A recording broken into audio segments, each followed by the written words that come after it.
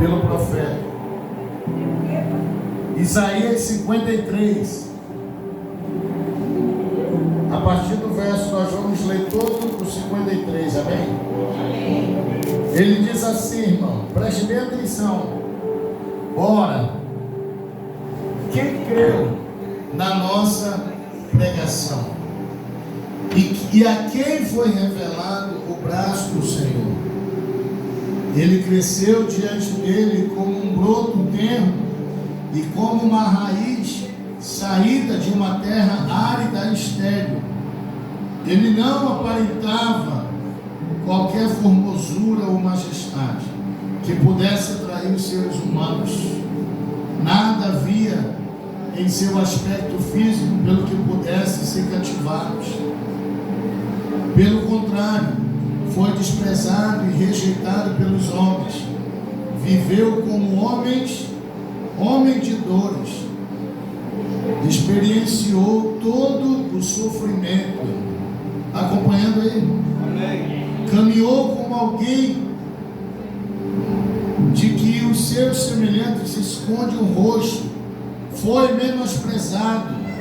E nós não demos à sua pessoa importância alguma. Verso 4. E no entanto, suas dores eram as nossas próprias enfermidades que ele carregava em seu seio. Sobre seu corpo levou todas as nossas doenças. Amém por isso. Contudo, nós o julgamos culpado e castigado por Deus. Pela mão de Deus, ferido e torturado.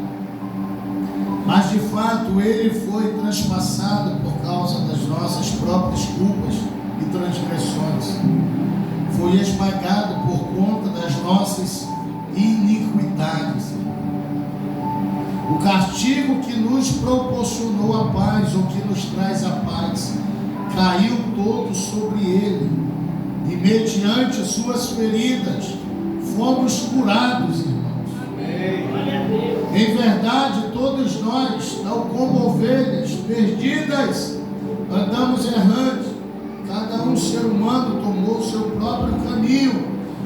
E o Senhor fez cair sobre ele a iniquidade de todos nós. Ele foi maltratado, humilhado, torturado. Contudo, não abriu a sua boca. Agiu como um cordeiro levado ao matador, como uma ovelha que permanece muda na presença dos seus tosquiadores. Ele não expressou nenhuma palavra. Por intermédio de julgamento tirano, ele foi preso. E quem pôde falar dos seus descendentes? Pois ele foi ceifado da terra dos viventes. Por causa dos erros do meu povo, ele foi golpeado.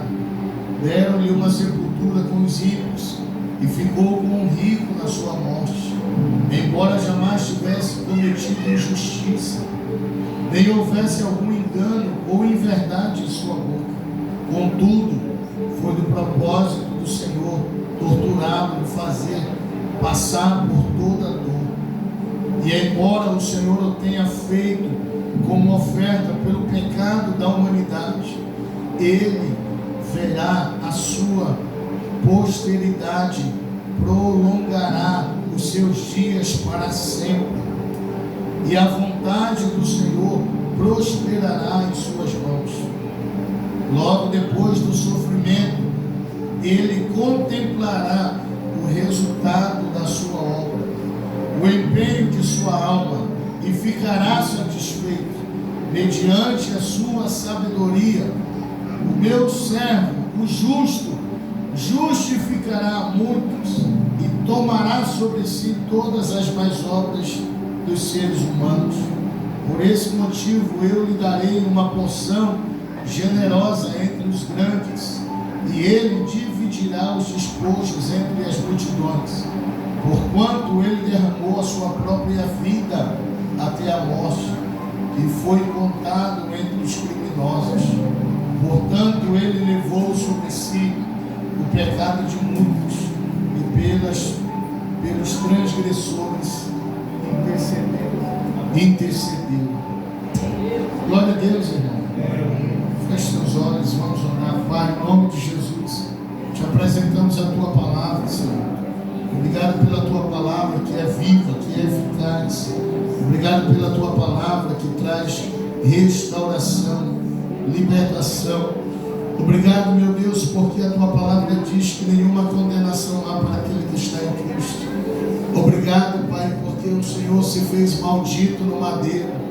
Obrigado porque a tua palavra diz que o Senhor levou sobre si as nossas dores, as nossas enfermidades. O Senhor deixou a sua glória, deixou o seu poder, a sua majestade e veio aqui na terra cumprir a vontade do Pai e morreu no madeiro. Meu Deus, se fez maldito em nosso lugar e nós queremos te louvar. Obrigado pela vida, obrigado pelo perdão, pela restauração, meu Deus, e obrigado porque nós servimos um Deus vivo, um Jesus vivo, ressurreto. A tua obra, Senhor, não paralisou, mas a tua obra deu fruto. O teu sacrifício, como diz a tua palavra, não foi em vão, mas deu fruto, Senhor, e nós te louvamos em nome de Jesus. Amém. Amém. Se assente. Glória a Deus. Essa profecia, irmão, quando Isaías escreve essa profecia, a impressão que nós temos é que essa profecia ali, Isaías estava no pé da cruz. Não é isso? Parece que ele estava vendo todo o sofrimento de Jesus. Parece que ele estava contemplando tudo o que Jesus estava passando naquele momento da agonia da cruz, o período que antecipava a cruz e o pós-crucificação. Então ele narra, movido pelo Espírito de Deus, ele tem essa visão profética e ele contempla Jesus, né, indo em direção ao Calvário, ao sacrifício, indo em direção ao Gólgota, e ele descreve tudo o que Jesus passou, né, tudo que ele, desde o seu nascimento, né, desde a sua vinda ao mundo, ele cresceu diante dele como um broto tenro. Ele nasceu de uma árvore. Ele faz comparação de Jesus como uma árvore que saiu de uma raiz, de uma terra árida e estéril, ou seja, algo que era insignificante, uma terra que não produzia, uma terra que era estéril, uma árvore que não servia. Jesus veio para mostrar simplicidade. Ele não aparentava qualquer formosura ou majestade. Ele não tinha beleza, ele não tinha o poder da terra, ele não tinha a glória da terra, ele não tinha reconhecimento na terra. Ele veio na humildade, na simplicidade. Então ele veio com a sua beleza, sem beleza e sem formosura, algo que pudesse atrair os seres humanos, porque nós temos os nossos olhos que precisam ser curados e que precisam ser restaurados, porque nós ainda temos a visão humana, mas nós precisamos ter a visão celestial, onde os nossos olhos são apurados. Quando os nossos olhos são curados, nós temos a ótica de Deus, nós vemos como Deus vê, porque o homem ele vê a aparência, como diz a palavra, mas o Senhor ele vê o coração, ele vê o que tem por dentro, ele vê o que está por trás da capa. E muitas das vezes nós somos dessa maneira. Muitas das vezes nós contemplamos, vimos aquilo que é bom aos nossos olhos, mas aparentemente por dentro é totalmente diferente. Então Jesus não tinha nenhuma característica humana que era ou que fosse agradável a alguém. Ele não tinha beleza, ele não tinha formosura, ele não havia nenhum aspecto físico que pudesse ser chamado a sua atenção. No verso 13 ele diz: pelo contrário de tudo aquilo que eles esperavam, porque A nação de Israel esperava um rei que viesse com toda a sua glória, com toda a sua força, todo o seu poder. Eles esperavam alguém que viesse trazer justiça, que viesse trazer paz, ou justiça, espada, alguém que viesse com todo o ímpeto e com toda a força. Então, de repente, quando eles se deparam, quando eles contemplam Jesus, quando eles estão de frente com Jesus, por isso que eles não aceitam, porque eles não reconhecem, eles não aceitam a forma que ele veio, vestido de humildade, de santidade. Ele não tinha beleza, não tinha formosura, não tinha aspecto físico que pudesse cativar os judeus. Por isso que ele foi desprezado, rejeitado, porque não era o tipo de rei que alguém esperava. Ele veio na contramão do mundo, ele veio na contramão daquilo que os judeus achavam ou pensavam. Então ele foi desprezado, ele foi rejeitado pelos homens. Por quê? Porque ele não tinha aparência de rei, ele não tinha aspecto de rei, ele não tinha corpo de rei, ele não tinha estatura de rei. Nós vemos no Velho Testamento, quando eles vão levantar o primeiro rei de Israel, eles levantam o rei Saul baseado em quê? Na aparência de Saul. Porque era um homem que tinha beleza, formosura, era alto, ele se destacava, era forte, era poderoso, aparentemente. Mas o coração de Saul era totalmente diferente de um rei. Aí era o rei que eles esperavam, era o rei que eles queriam contemplar o rei dessa forma. Eles já tinham a fisionomia, a memória, a lembrança de alguns reis passados. Então, quando eles esperam Jesus, eles esperavam que Jesus fosse da mesma aparência, fosse imponente, fosse poderoso, fosse forte, fosse atrativo aos seus olhos. Mas aí Jesus vem totalmente na contramão. E aí quando ele chega, ele é o que? Desprezado, rejeitado. Ele é simplesmente abandonado pelos seus. Ele viveu como homem de dores. Ele não se importava, e ele não queria estar no meio dos grandes, mas ele preferia estar no meio dos humildes. Porque ele disse: eu vim para os doentes, eu vim para trazer cura, eu vim para trazer restauração.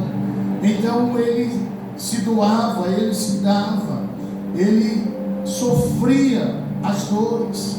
Todas as pessoas que se encontraram com ele, houve uma transferência de dor e sofrimento, de angústia, porque Jesus não suportava ver alguém sofrendo, Jesus não suportava ver alguém chorando, Jesus não suportava ver alguém padecendo. Por isso ele suportava, por isso ele transferia, porque ele era um homem de dores. Porque quando ele via alguém chorando, ele dizia: não chores. Então ele arrancava aquela tristeza, ele tirava aquele choro, ele tirava aquela depressão daquela pessoa. Quando ele se encontra com a viúva de Naim, que ele olha, o marido já morreu, agora o filho, e ele olha para aquela mulher, ele vê o sofrimento, ele vê a dor, ele vê o desespero daquela mulher, e ele olha para ela e diz: mulher, não chores, porque a partir de hoje eu vou arrancar essa dor, eu vou arrancar esse sofrimento, essa depressão, essa angústia que você sente. Então ele transferia para ele essas dores. Por quê? Porque ele precisava cravar tudo isso aonde, irmão? Na cruz. Amém? Amém. Então por onde ele passava, ele curava a geografia. As pisadas de Jesus santificava a terra, curava a terra, curava a geografia. As pessoas que ele tocava, havia uma transferência. Ele liberava cura, ele liberava unção, ele liberava restauração, e as pessoas transferiam as suas dores para ele. Por quê? Porque ele precisava cravar isso na cruz, ele precisava levar tudo isso para a cruz, ele precisava prestar conta disso na cruz, irmão. Por isso que ele é um homem de dores, porque ele se compadecia, ele sentia no seu corpo, ele transferia para ele as dores, mesmo as pessoas desprezando, mesmo as pessoas ignorando, rejeitando, ele transferia para ele os espíritos de rejeição, os espíritos de desprezo, os espíritos de opressão. Por que ele fazia isso? Porque todos esses espíritos e esses demônios que habitavam na terra ainda dominavam a terra. Então esses demônios, eles não eram expulsos até a chegada de Jesus na terra. Nenhum demônio foi expulso, irmão, porque Jesus ainda não tinha sarado a terra. Jesus não tinha entrado legalmente na terra. Então quando ele entra na terra, quando ele toma posse, quando ele pisa, todos os demônios têm que se submeter a ele.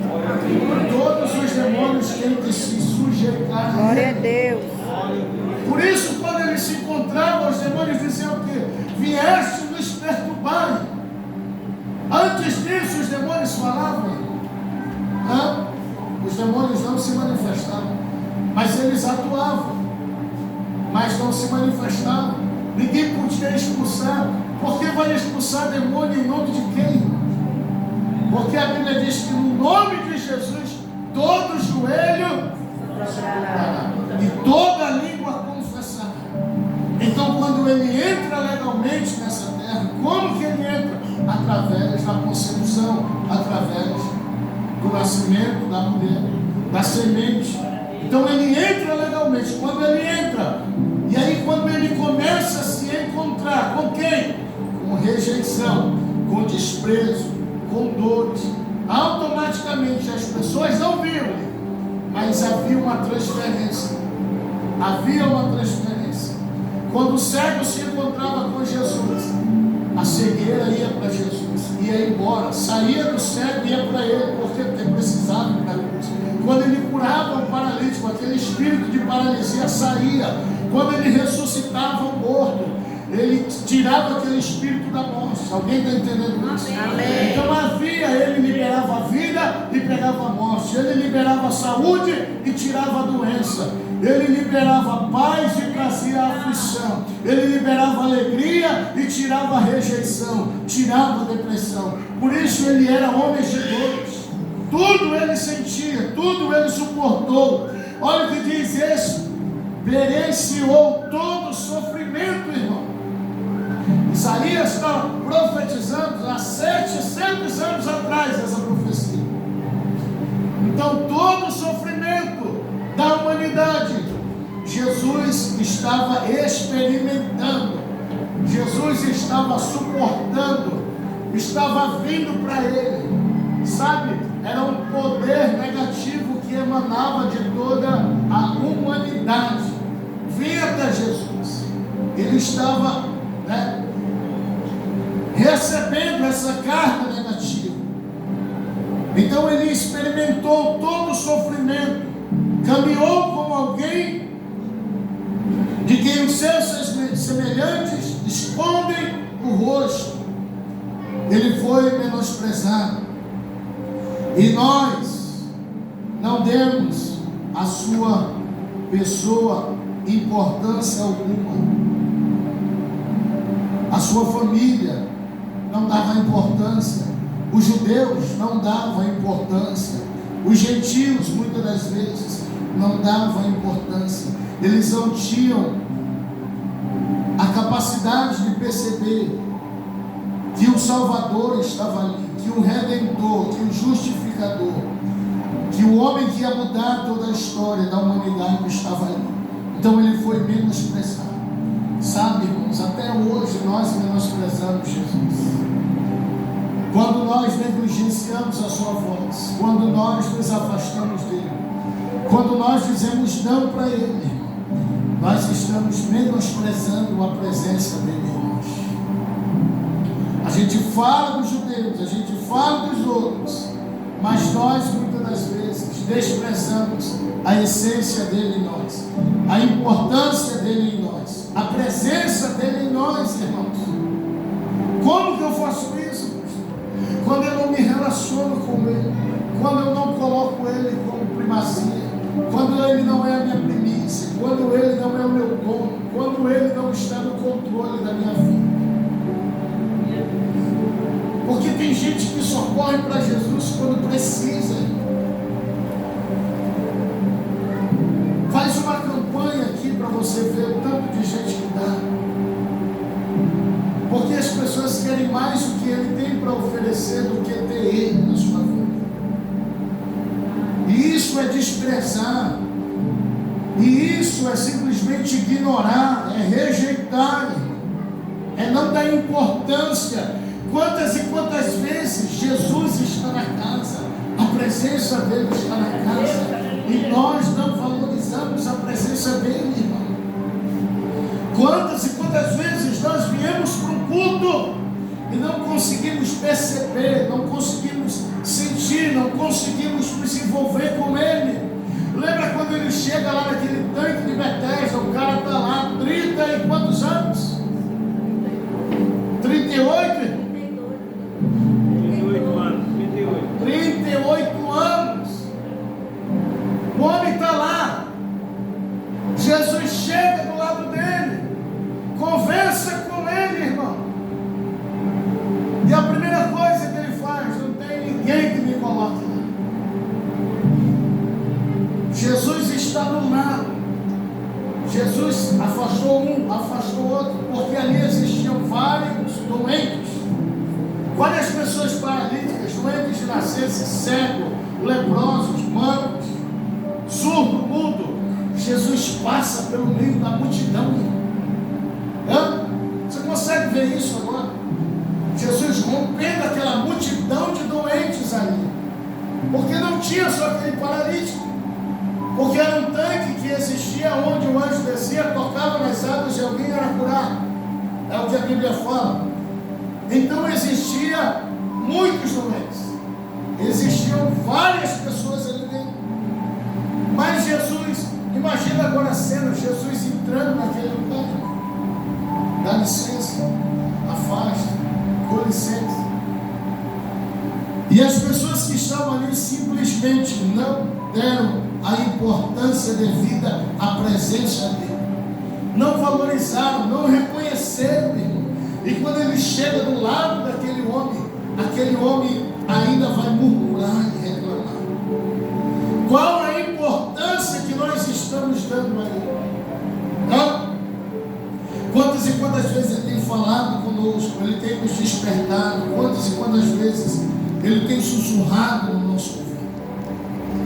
Verso 4 diz: e no entanto, suas dores eram as nossas próprias, deixa a sua Bíblia aberta, de enfermidade. Lembra quando eu disse que há uma transferência para ele? Ele transfere cura para nós e nós transferimos doença para ele e ele transfere para a cruz. Então, no entanto, suas dores, as dores que ele sentiu, as dores que ele suportou, as dores que ele passou, não eram suas, mas eram as nossas dores, as nossas enfermidades, que ele carregava em seu seio. Então tudo aquilo que afligia a humanidade, tudo aquilo que estava sobre a humanidade, toda a maldição, toda a condenação, todo o espírito imundo que habitava na humanidade, ele recebe essa carga, ele pega tudo, ele faz um pacote de tudo. Olha o que ele diz: no entanto, suas dores eram as nossas próprias enfermidades que ele carregava no seu ser, sobre o seu corpo levou. Olha o que diz a palavra. Por que nós, quando estamos orando, nós falamos para você: declare que ele levou sobre si, porque a palavra diz isso. Olha o que diz, deixa a sua Bíblia aberta. Sobre o seu corpo levou o que, irmão? Todas as nossas, aquilo que era nosso, aquilo que nós recebemos como herança, a maldição, as doenças, a condenação, tudo o que era nosso, que nós recebemos de herança de Adão, toda herança adâmica, toda herança maldita, tudo que veio na genética, na genealogia do corpo, tudo que vem na corrente sanguínea, toda herança mal, tudo que é maldito, abominável, detestável, tudo que é pecaminoso, maldoso, malicioso, tudo aquilo, irmão, que nos faz mal, Jesus colhe tudo, Jesus pega tudo isso e Ele coloca sobre o seu corpo, irmão. Sobre o seu corpo Ele levou todas. Ele não levou meia, não levou algumas, Ele levou todas sobre o seu corpo. Todas as doenças, todas as enfermidades. Contudo, nós o julgamos culpado e castigado. Pela mão de Deus, ferido e torturado. O Pai permitiu que Ele passasse por isso. Porque Ele veio na terra, não por causa do homem, mas para cumprir a vontade do Pai. Para cumprir a vontade do Pai. Ele veio em obediência ao Pai. O Pai permitiu que Ele viesse. E o Pai permitiu que Ele fosse torturado, ferido. Verso 5, mas de fato Ele foi transpassado por causa das nossas próprias culpas e transgressões. Ele foi esmagado por conta das nossas iniquidades, dos nossos pecados. O castigo que nos traz a paz caiu sobre Ele, e mediante suas feridas nós fomos curados, irmãos. Amém. Glória a Ele Deus. foi moído, foi castigado, Ele foi humilhado naquela cruz, Ele foi desprezado, Ele foi abandonado, porque a hora que Ele mais precisava, os seus discípulos fugiram. Então Ele sofre sozinho, Ele padece sozinho, e Ele traz as culpas, as transgressões, e Ele é esmagado, Ele é ferido por causa dos nossos pecados, porque a Bíblia diz que nós estávamos destinados ao inferno, porque não havia mais reconciliação, não havia justificação. Por isso Ele veio padecer em nosso lugar, por isso Ele veio morrer em nosso lugar, por isso Ele veio ser castigado, amaldiçoado, para nos reconciliar, para nos trazer paz. O castigo que estava sobre Ele gera paz em nós.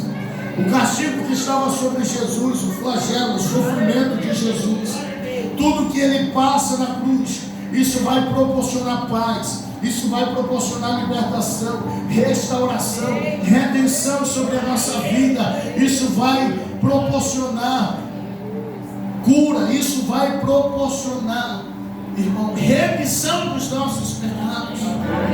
Por isso que nós não somos mais pecadores, por isso que nós não somos mais condenados, por isso que nós não somos mais escravos, irmãos. Por quê? Porque Ele nos condicionou a filho, porque Ele sofreu em nosso lugar, Ele arrancou as nossas iniquidades, aquilo que estava entranhado na nossa carne, as raízes de iniquidade, são os pecados mais profundos. Jesus foi lá e arrancou da nossa alma. Ele arrancou os pecados passado, presente e futuro, irmão. Ele arrancou o passado, presente e o futuro. Glória a Deus. Ele arrancou o passado, presente e o futuro. Glória a Deus. Os nossos pecados que a gente ainda vai cometer já foram perdoados em Jesus. Amém. Ele já levou na cruz, irmão. Amém. Glória a Deus. Já veio sobre o seu corpo. Ah, pastor, não estou entendendo isso. Já, irmão. Porque Ele morreu pelo passado, presente e futuro. Amém. Ah, então eu não posso mais pedir perdão. Não, tem que pedir perdão. Mas o pecado não pode mais dominar a minha vida. Ele não pode mais me governar. Amém. Glória a Deus. A sensação que nós temos que ter de quando de repente cair ou tropeçar é levantar a cabeça e dizer: meu Deus já me perdoa. Senhor, me perdoa. Eu não vou parar por causa disso. Nós vamos continuar pecando? Vamos. Mas entenda que Ele já morreu. Ele foi transpassado pelas nossas culpas. Glória a Deus. Amém. Por isso o diabo não pode te culpar, irmão. Ele não pode me culpar. Sabe aquele sentimento de culpa? Quantos já sentiram isso? Que muitos diziam assim: você não pode ser você é pecador. Quem já ouviu isso? Você não pode se assentar na mesa do Pai. Aí eu te faço uma pergunta. Imagina você que é pai, que é mãe, olhar para o seu filho e dizer: você não pode se assentar na mesa, porque você não é digno. Você tem coragem de falar isso?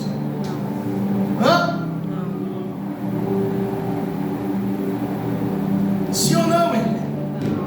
Sim ou não, irmão? A senhora tem coragem de fazer isso? Tem, dona Rosa? A senhora tem coragem de dizer para Krishna: Krishna, você não vai sentar na mesa porque você não é digno? Tem coragem? Tem, André? Dona Nasa? Se nós que somos carnais, meros carnais, não temos condições de falar, você acha que o nosso Deus tem condições de falar isso? Que o nosso Pai tem condições de falar? Você não pode sentar porque você não é digno. Aí olha o que a Bíblia diz: ele foi transpassado, sofreu, padeceu, foi castigado, foi humilhado, foi desprezado por causa das nossas próprias culpas.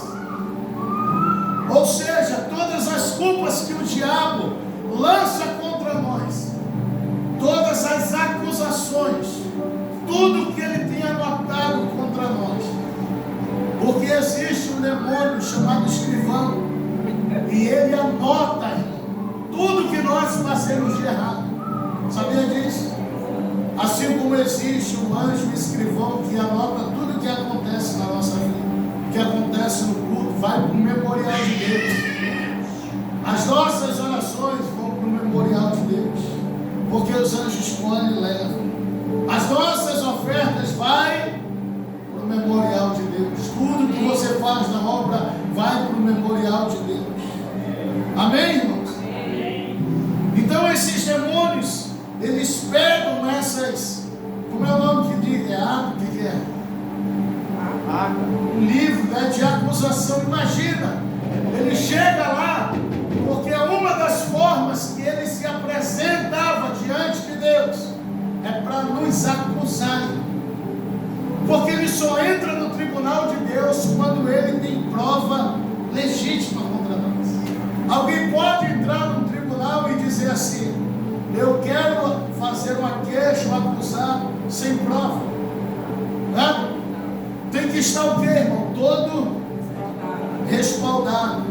Tem que ter provas, tem que ter argumento. Você não pode chegar lá só com falácia.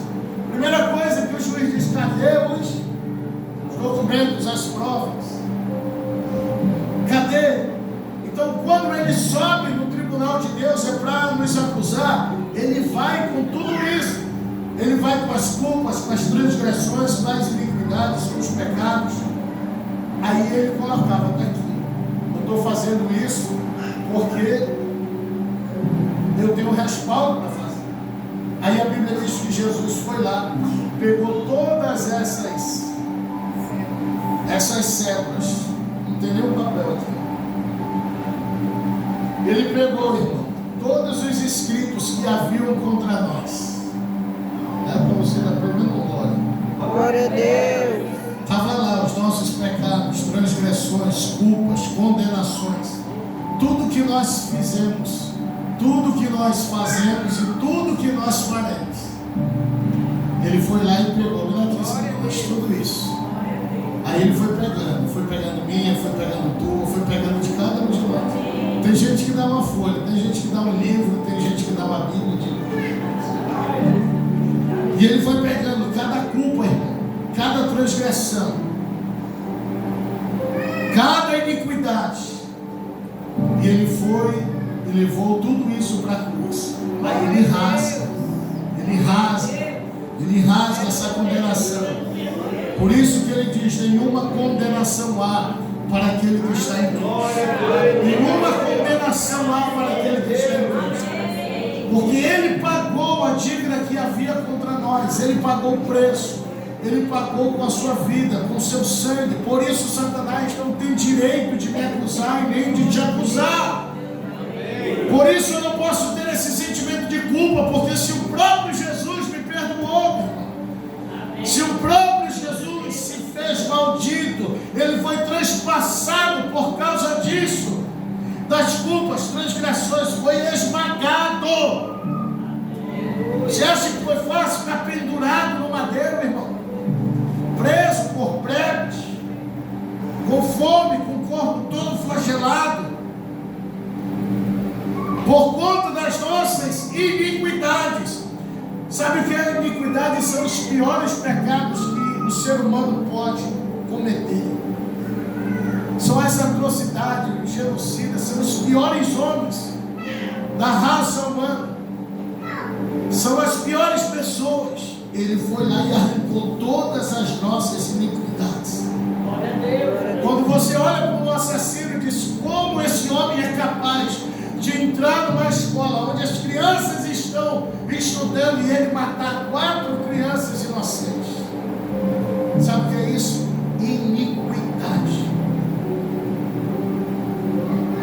Mas Jesus morreu também por ele, porque Jesus sabia que ia ter esse tipo de pessoas, irmão.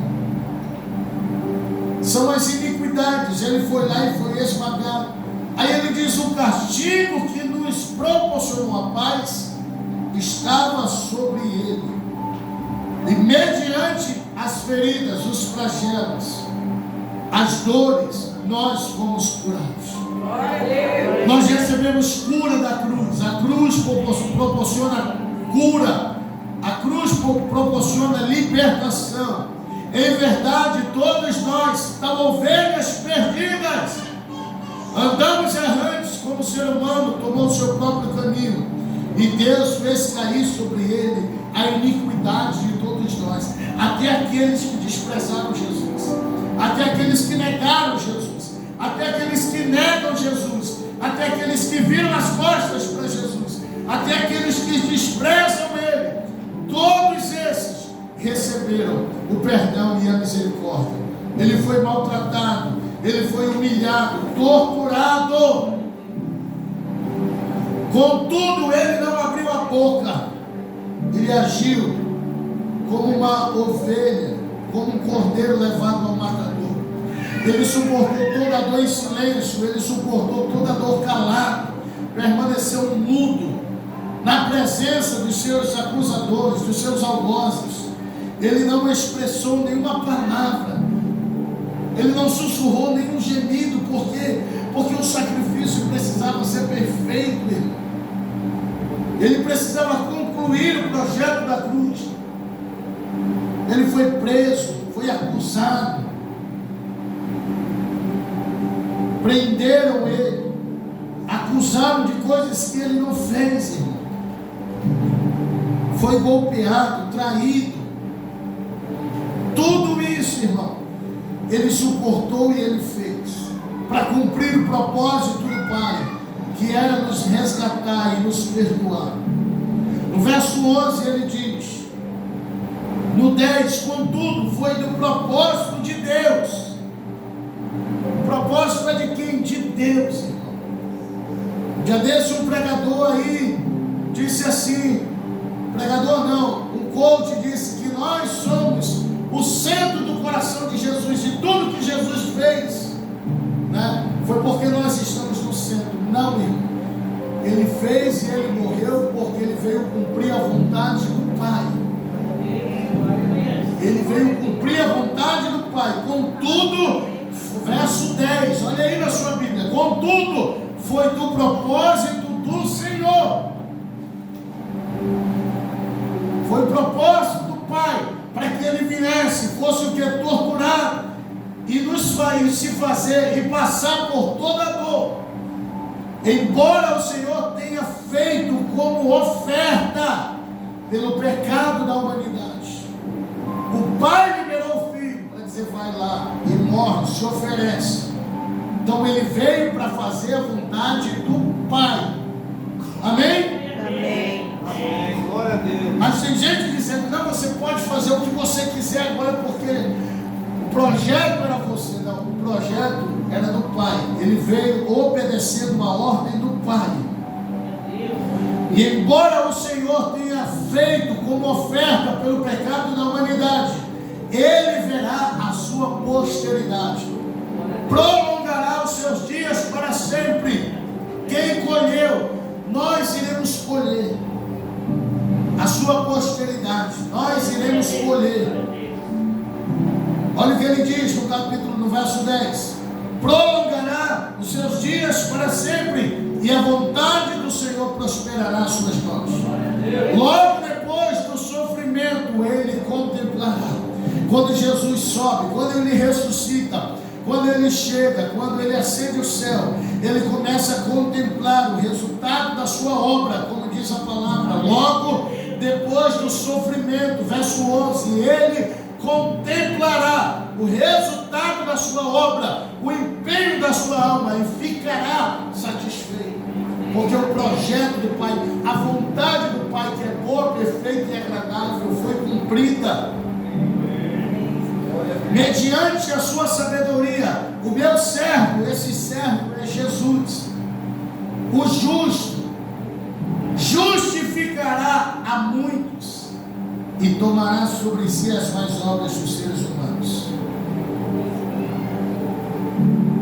Aí agora eu queria que você abrisse lá em, nós já estamos encerrando, Marcos, capítulo 16. Tudo isso ele sofreu por nós, desde o seu nascimento até a sua crucificação, até a sua morte.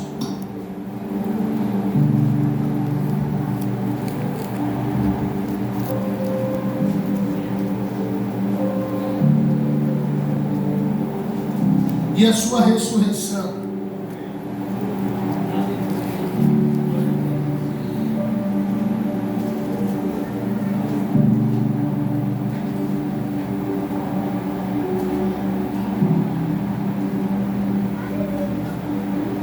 E haveria uma promessa que ao terceiro dia ele ressuscitaria. Marcos 16, capítulo 16 diz assim: ao encerrar-se o sábado, Maria Madalena, Salomé e Maria, mãe de Tiago, compraram especiarias aromáticas para ungir o corpo de Jesus.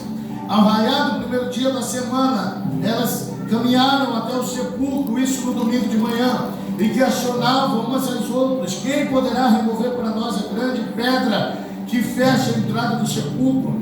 Contudo, ao se aproximarem do local, viram aquela grande e enorme pedra havia sido removida da entrada, e entrando no sepulcro, viram um jovem vestido de túnica branca. Elas contemplam o anjo do Senhor assentado à direita, e ficaram muito assustadas. Verso 6: não vos amedronteis, disse ele, vós buscais a Jesus, o Nazareno, que morreu na cruz, pois ele foi ressuscitado, irmão. Ele não está mais aqui. Vede o lugar onde o haviam depositado. Agora ide. Ele dá um comando, uma direção, uma diretriz, uma coordenada. Agora ide, dizei aos discípulos dele e a Pedro que ele está seguindo adiante de vós para Galileia. Lá o vereis, assim como ele vos predisse.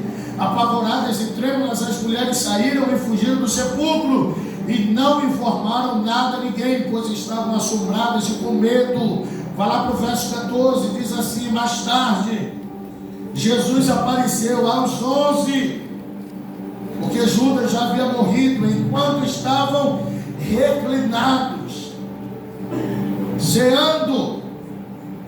Respondeu-lhes: a falta de fé e a dureza dos corações, porque não acreditaram no testemunho daqueles que o tinham visto depois de ressurreto.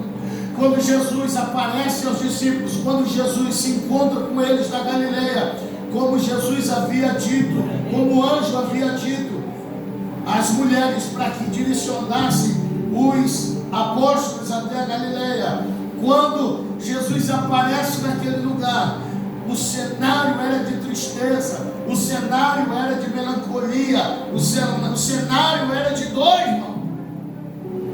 Eles estão ceando, mas estão tristes, cabisbaixos, reclinados, Por quê? Porque eles não acreditavam que Jesus ia ressuscitar.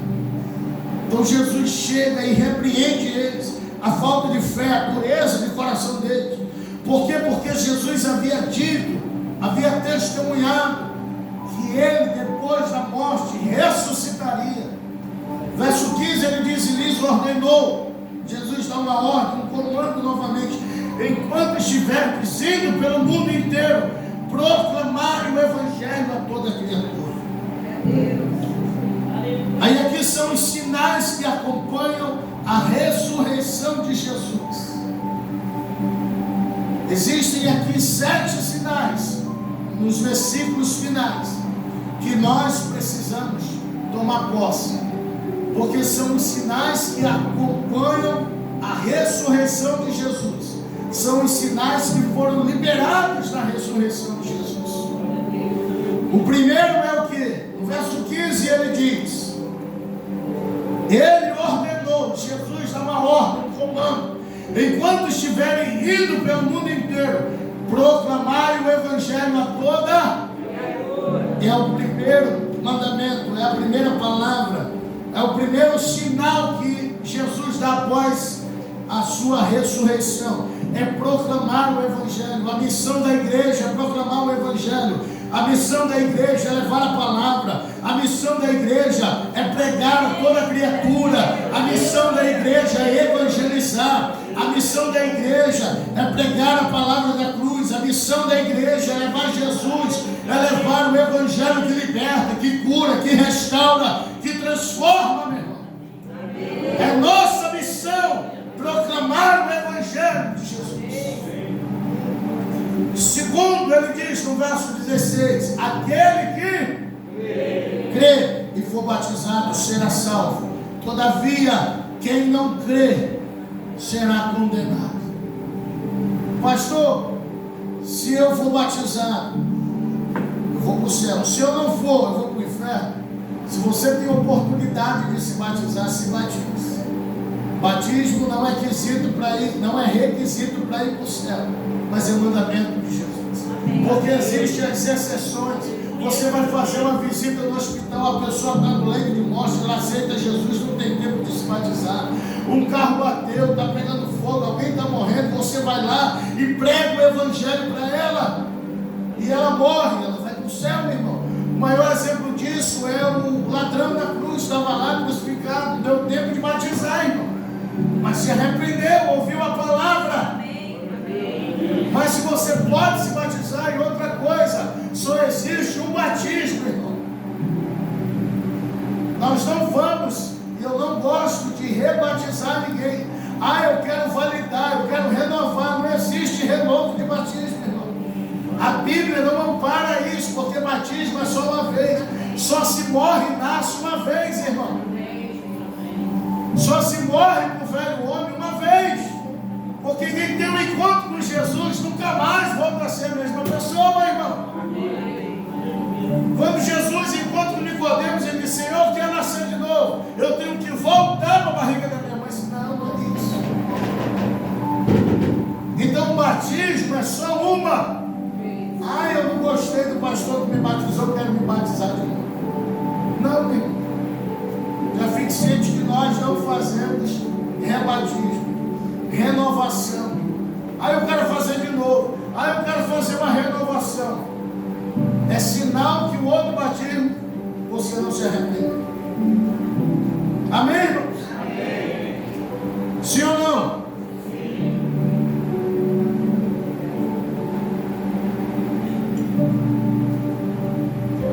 Terceira característica ou sinal está lá no verso 17. E estes sinais, olha aí, estes sinais acompanharão aos que crerem. E o que é ter fé? Agradeço a Patrícia que pregou sobre isso. Como um grão de mostarda. A tua fé precisa ser grande ou pequena? Não existe diferença de fé. A fé ela precisa ser exercida. Não adianta você ter uma fé grande e não colocar em prática. Não adianta você ter uma fé pequena e não colocar em prática. Mas o que importa é você ter uma fé ativa. O que é ter uma fé ativa? Ela começa pequena e ela vai crescendo, irmão. A fé, ela é gradual. Quanto mais você coloca em prática, mais você vai para frente, mais você se motiva, mais você vai crescendo, mais você vai se avantajando. Não é assim, irmão? A gente começa devagarinho. Já atravessou uma ponte? Hã? Tem alguém acordado? Ele já passou meu sono. Você chega numa ponte, você vai todo, aquelas pontes que balançam, toda naqueles hip-hop. Quem já andou em hip-hop? E tu diz, meu Deus, será que essa tábua aguenta 150 quilos? Você pisa com a ponta dos pés, os dedos. Os pés têm ponta. O que é isso? É uma fé pequena, irmão. Mas você exerceu a fé. Você colocou em prática a fé. Pisou na madeira. Aí tu diz, opa, aguenta. Aí tu vai o quê? Vai pisando. E aí o que acontece? A tua fé vai aumentando. Daqui a pouco tu já acelera o passo e... Então não importa se a fé é pequena ou se a fé é grande. O que importa é você exercitar a fé, irmão. Diga exercitar. Praticar a fé, irmão. Tem que praticar. Ah, eu tenho fé, mas está acomodado, está parado. Para que tu quer ter fé? Ah, eu tenho fé que eu vou conseguir, né, aquela casa, mas não saiu do lugar. E aí, adiantou a tua fé? Mas uma fé pequena vai dizer o quê? O não eu já tenho. Eu já vou sair de casa com não. Eu vou lá. Eu já sei que se eu ficar aqui eu estou com o não. Pelo menos eu vou lá. Qual é o exemplo disso, pastor? A mulher do fluxo de sangue. Eu vou lá. Se eu apenas tocar, eu estou morrendo aqui. Já gastei dinheiro, gastei tudo que eu tinha. Não resolveu nada. A última esperança é Jesus. Eu vou lá. Ativou a fé, exercitou a fé, saiu da posição de comodismo, deu um passo, porque ativar a fé é um passo de atitude, irmão. Ativar a fé é você sair da posição de comodismo. Ativar a fé é colocar em prática. O que a segunda geração fez que a primeira não fez? A geração de Moisés passa 40 anos do lado do Jordão. Olha, aquela terra lá é nossa. O Jordão aqui, Deus deu por herança, toda essa terra é nossa. Deus abençoou, é tudo nosso. Passam 40 anos, irmãos, só olhando a promessa. Tem gente vendo assim, só olhando. Aí a segunda geração, a primeira morre, porque eles não entenderam que fé é atitude, que fé é ação, que fé é exercício, que fé é sair do comodismo. Aí entra a segunda geração com uma visão totalmente diferente, que é a visão de Josué, que simboliza a graça de Deus. E o que eles fazem? É nosso? Deus nos deu? Então vamos atravessar e vamos pegar. Entendeu? Amém. A primeira geração está presa no tradicionalismo, na religiosidade, está presa na lei. A segunda geração é nosso, Josué disse. É nosso, Deus nos deu, é nossa terra. O que nós precisamos? Só atravessar o Jordão. Então santifica, porque nós vamos atravessar. Aí eles se santificaram, se prepararam e atravessaram o Jordão e tomaram posse da herança, irmão. Glória a Deus. O que é isso? Colocar em fé, colocar em prática a fé, irmão. Amém. Amém? Amém. Não tem nada a ver com a mensagem, mas Deus levou para isso. Amém. Glória a Deus. Então estes sinais acompanharão. Se você crê, o sinal está com você. Se você crê, o sinal está com você.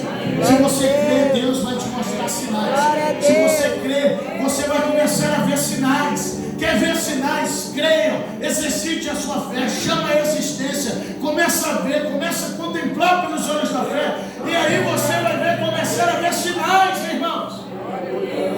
Os sinais já existem, os sinais já estão aí, os sinais já foram liberados.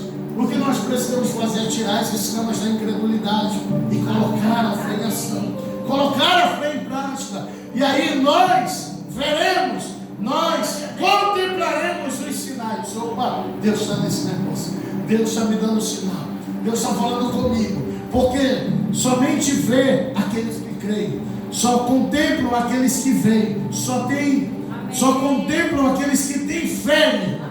Os sinais acompanharão. Jesus estava dizendo, não serão todos os que verão, porque infelizmente eles não crerão, mas os que crerem, somente aqueles que tiverem a sua fé ativa, não é uma fé morta, eles vão ver os sinais. E o terceiro, qual é o sinal? Olha o que ele diz, olha aí, irmão, no verso 17: estes sinais acompanharão aos que em meu expulsarão demônios. Por que Jesus fala isso? Porque quando ele pisa na terra, ele encontra as pessoas e ele começa a transferir tudo isso. Ele começa a limpar, sarar, restaurar. Então quando ele diz os sinais para expulsar os demônios tem que continuar. A igreja não pode parar de orar, de libertar vidas. A igreja não pode parar de libertar os cativos, os oprimidos. A visão da igreja está se deteriorando. A visão da igreja está indo para outro foco. A visão da igreja não é mais libertar os cativos, os oprimidos. Tem muitas igrejas que não querem mais cuidar, que não querem mais libertar, que não querem mais expulsar, que não querem mais determinar o reino de Deus. Mas a visão dela hoje é ter um palco bonito, é ter uma música legal, porque aquilo não é louvor, é ter um ambiente agradável, escuro, que parece um cinema, que parece uma casa de festa, que parece um clube noturno, mas a presença de Deus não está lá dentro. Aleluia. Porque vida não é liberta. Porque Jesus disse: o sinal que a cruz valeu a pena é que precisa haver libertação de vida. Amém. Porque quem tem um encontro com Jesus não pode viver da mesma maneira. Então ele está dizendo aqui: continua fazendo aquilo que eu fiz. A igreja precisa continuar a fazer aquilo que Jesus fazia. Pregava o evangelho, batizava, expulsava os demônios. Não tenha medo de demônio, porque Jesus já venceu eles. Não tenha medo de expulsar. Tem gente que diz: aí, eu faço até um acordo com ele, fica para lá que eu fico para cá, não mexe comigo, eu não mexo contigo.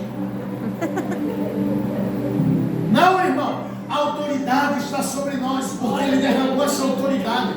Expulse mesmo, expulse na sua casa, na sua rua, expulse no seu bairro. Ore, estenda as suas mãos, liberte vidas. Ore, expulsando os demônios que atormentam. Quando você chegar na casa de alguém, ver aquela casa perturbada, estenda as suas mãos em nome de Jesus. Sai daqui depois da confusão, da contenda, da miséria, da pobreza. Eu te expulso desse lugar, na autoridade do nome de Jesus. Glória a Deus. Expulsar demônio não é só para pastor. Todos nós temos autoridade e poder e unção para expulsar demônio. Até porque a unção não está no meu nome, a unção não está na minha força, o poder não está na minha força, mas a autoridade está no nome de Jesus.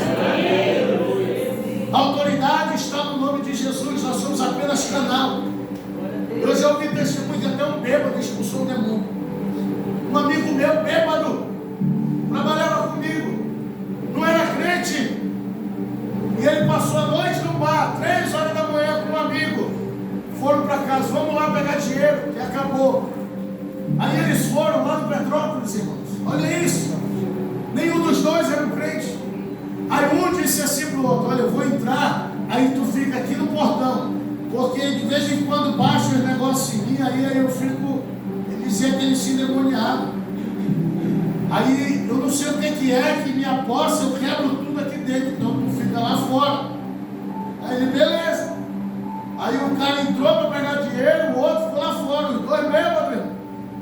Aí de repente ele está lá fora e ele começa a ver se batendo, quebrando, sozinho lá dentro. Ele entrou pensando que era ladrão, que estivesse lá com o dono da casa. Quando ele entra, o cara está endemoniado, ele não sabia que era demônio. E aí ele vem quebrando tudo. E aí aquele homem, sem saber o que fazer, acabou até bater quando faz assim.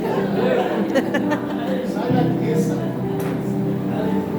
Ele ficou naquela angústia, aflição. Aí ele disse assim: pastor, eu comecei a suar, o álcool começou a sair. Eu disse: meu Deus, eu vou ficar bonzinho agora. Aí ele falou: ei, mano, para com isso. Ele chegava: fulano, bora beber, cara, só vem pegar o dinheiro. Ele conversando com o demônio: eu vou te matar, eu vou te matar, eu vou matar você. Depois ele disse: que nada, bora beber. Ele já estava chamando o demônio para beber. Ele não sabia, ele disse: pastor, não sabia, eu nunca tinha entrado numa igreja, não sabia que era demônio. E aí eu conversando, chamava ele, e aí eu orava mais Ave Maria, o Pai Nosso, eu ficava assim, não acontecia nada. Aí olha só, irmão, ele disse: do nada, eu já estava bonzinho, ele disse assim, pastor, eu estava bonzinho, já a caixa já tinha ido embora todo dia, já. Quase uma hora que aquele cara ali não conseguia arrastar ele. Eu falei: porque eu tenho força demais, 10 homens.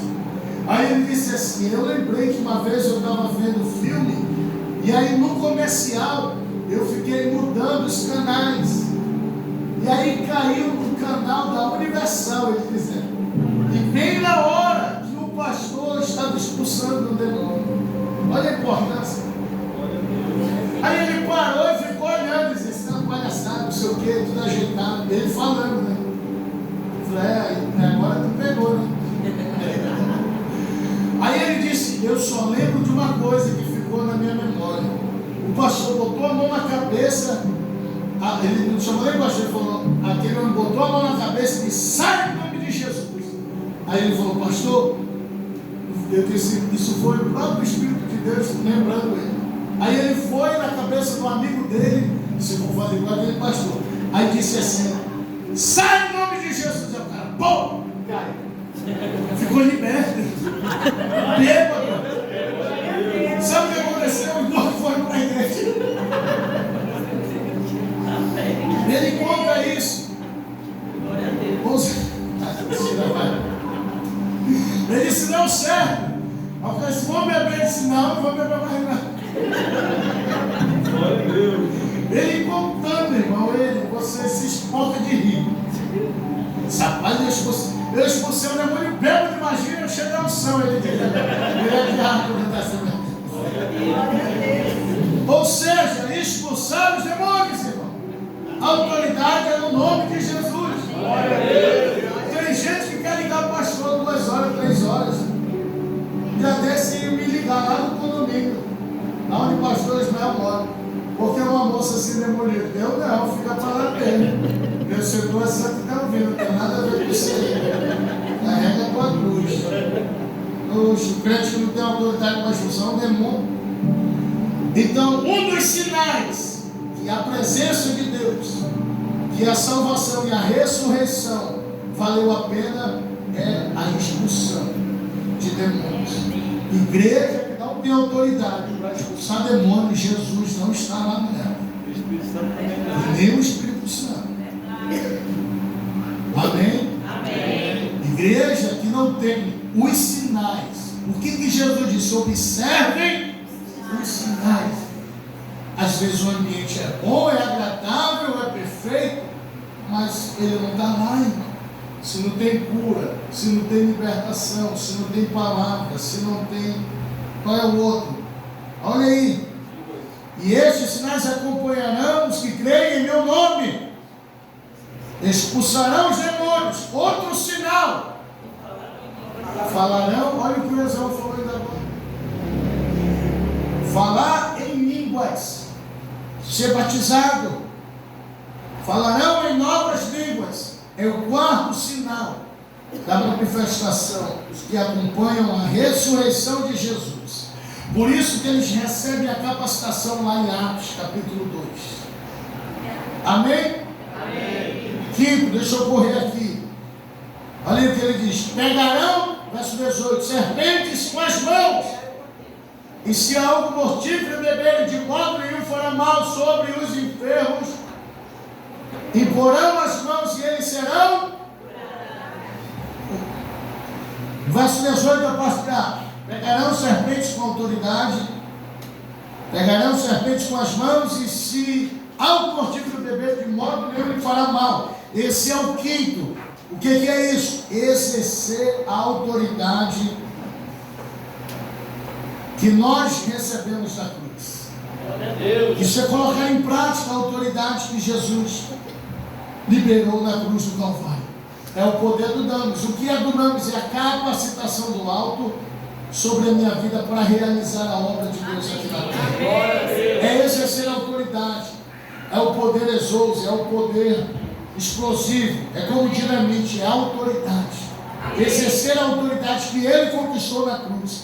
Quinto, a parte B diz assim: sobre os enfermos imporão as mãos e eles serão curados. É a sexta característica, o sexto sinal que acompanha a ressurreição, é curar os enfermos. Uma igreja que não tem cura, uma igreja que não tem manifestação do poder, a igreja que não fala em língua, a igreja que não tem autoridade, irmão, Jesus não está lá. E sétimo, ter a presença. Porque, concluindo, verso 19, concluindo, depois de lhes ter orientado, o Senhor Jesus foi elevado aos céus e assentando-se à direita de Deus. Verso 20. Então os discípulos saíram e pregaram por toda parte. E o Senhor, olha aí, no verso 20. E o Senhor cooperava com eles, confirmando-lhes a palavra com os sinais que acompanhavam. Então o sétimo sinal é ter o quê? É ter a presença dele através do Espírito Santo de Deus.